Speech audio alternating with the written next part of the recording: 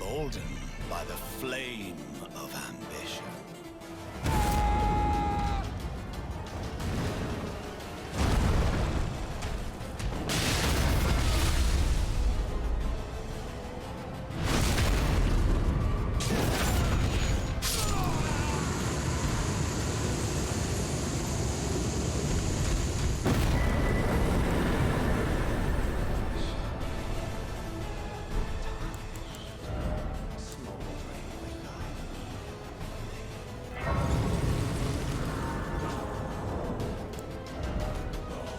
Warcry is somewhat broken. This is in the most recent patch. Speedrunners are already doing it. Warcry cannot be used for daggers, thrusting swords, and whips. But there is a way of applying Warcry to these weapons. What you do is equip the weapon with the skill of Warcry on your right hand.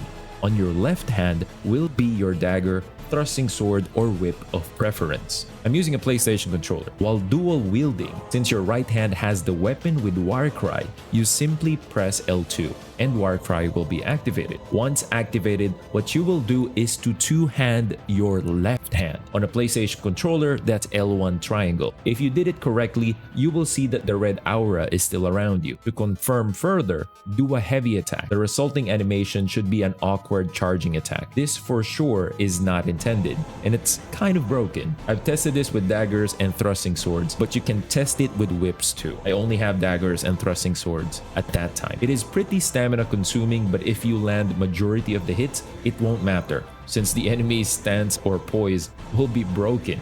It's kind of like the prelate charge Ash of War skill, but this one deals a ton more damage.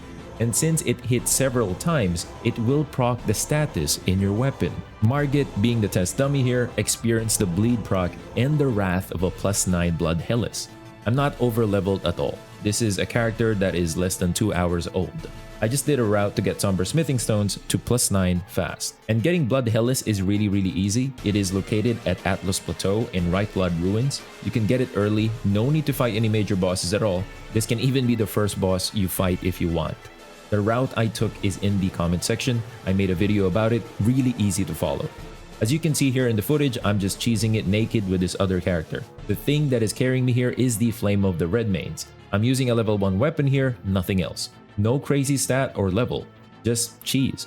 With just 2 hits of Flame of Redmane, it just kneels down, and I do a critical hit. Just rinse and repeat until it dies. Another cool thing you can do with this technique of applying Warcry is using an actual weapon that has a moveset for Warcry. For example, you have a colossal weapon and you want it to have the charging attack from Warcry, and at the same time having another Ash of War skill for mobility, like Bloodhound Step.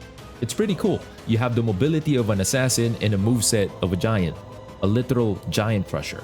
I used the fist here to apply Warcry since it's really light and I only need it to cast Warcry anyway. It's pretty efficient. Applying Warcry and Royal Knight's Resolve does not work. They do not stack. That's all for the video. Try it out while it lasts. See you in the next one.